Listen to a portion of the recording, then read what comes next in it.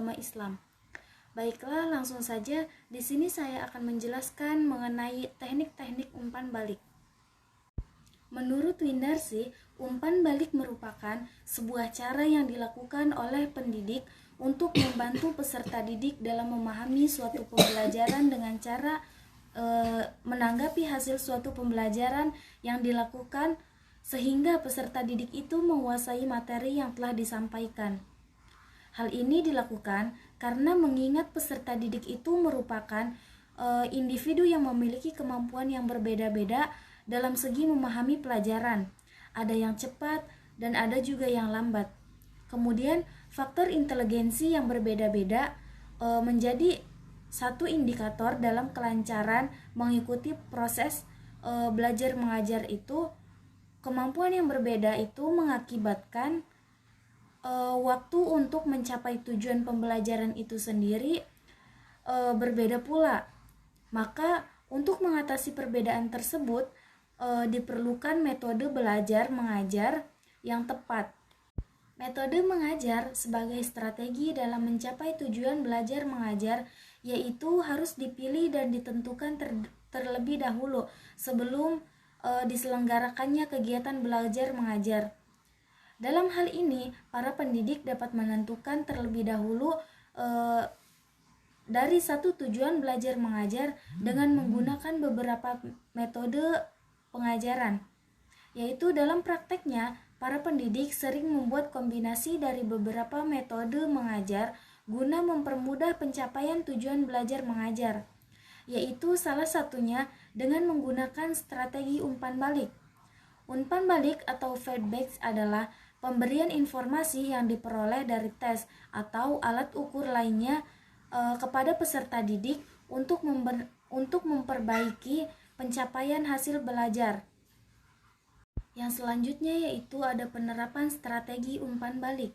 Sesuai dengan peraturan Menteri Pendidikan Nasional nomor 41 tanggal 23 November 2017 yaitu standar proses pendidikan secara rinci terdiri dari pola kegiatan pendahuluan, kegiatan inti, dan kegiatan penutup.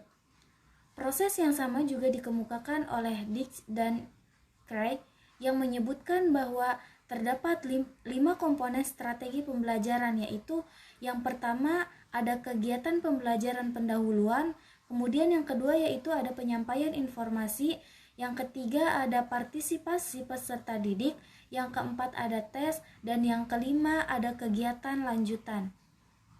Kemudian yang selanjutnya yaitu ada teknik mendapatkan umpan balik. Nah, untuk mendapatkan umpan balik dari anak didik, maka diperlukan beberapa teknik yang sesuai dan juga tepat dengan diri setiap anak didik sebagai makhluk individual. Berikut ini akan diuraikan beberapa teknik untuk mendapatkan umpan balik dari anak didik. Yang pertama itu ada memancing apersepsi anak didik. Apa sih apersepsi itu? Apersepsi adalah suatu penafsiran buah pikiran, yaitu menyatupadankan dan mengasimilasi suatu pengamatan dan pengalaman yang telah dimiliki. Kemudian yang kedua yaitu ada memanfaatkan teknik alat bantu yang acceptable. Alat itu dapat dibagikan menjadi 2 macam, yaitu yang pertama alat dan alat bantu pengajaran. Yang dimaksud dengan alat yaitu perintah, larangan, dan sebagainya. Sedangkan alat bantu pengajaran yaitu berupa globe, kapur tulis, gambar, diagram, dan sebagainya. Kemudian yang selanjutnya yaitu yang ketiga ada memilih motivasi yang akurat. Memilih motivasi atau motivasi ini ialah sebuah aspek yang sangat penting untuk membelajarkan siswa. Tanpa adanya motivasi ini, tidak mungkin siswa memiliki kemauan untuk belajar. Maka oleh karena itu, membangkitkan motivasi merupakan salah satu peran dan tugas guru dalam setiap proses pembelajaran. Kemudian yang keempat merupakan penggunaan metode yang bervariasi. Apa sih metode itu? Metode adalah suatu cara yang dipergunakan untuk mencapai tujuan yang telah ditetapkan dalam mengajar hendaknya guru menggunakan metode yang bervariasi. Kenapa? Agar pembelajaran tidak membosankan, tetapi menarik perhatian anak didik. Penggunaan metode yang bervariasi juga hendaknya disesuaikan dengan situasi yang mendukung sesuai dengan kondisi psikologis anak didik. Maka oleh karena itu dituntut untuk memiliki kompetensi dalam pemilihan metode yang tepat dalam mengajar.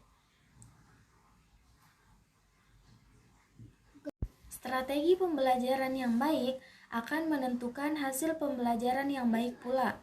Maka dalam hal ini, strategi umpan balik dapat menjadi salah satu pilihan yang digunakan dalam proses belajar mengajar. Karena dalam strategi tersebut menekankan pada aspek evaluasi dan tes pemahaman materi pada akhir pengajaran. Di sisi lain juga antara kedua objek dari proses belajar mengajar, yakni para peserta didik dan pendidik harus berkolaborasi dan memiliki kemampuan, waktu dan komitmen yang cukup baik dalam mewujudkan proses belajar mengajar